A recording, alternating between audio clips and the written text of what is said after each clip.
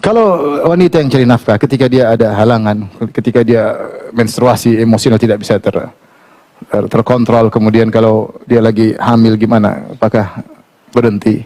Kemudian kalau dia kerja terus, siapa yang ngurus anak-anaknya? Tapi yang ngurus pembantu. Akhirnya anak-anak tidak mendapatkan haknya sebagai anak-anak untuk merasakan belayan kelemah lembut ibu, dan itu sangat dibutuhkan oleh anak-anak. Ya. Siapa sih yang bisa ngurus anak dengan sepenuh hati kecuali ibunya sendiri, buah hatinya, darah dagingnya.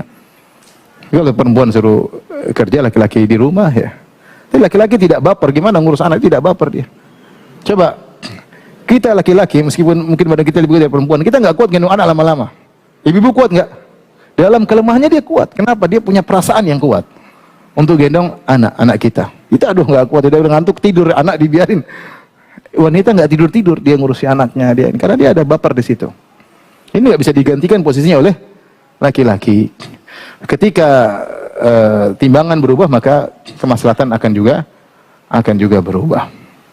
Oleh karenanya syariat memandang kemaslahatan yang besar, bahwasanya laki-laki lah yang mencari nafkah. Tentunya ada kondisi-kondisi darurat, itu lain cerita, itu di luar konteks.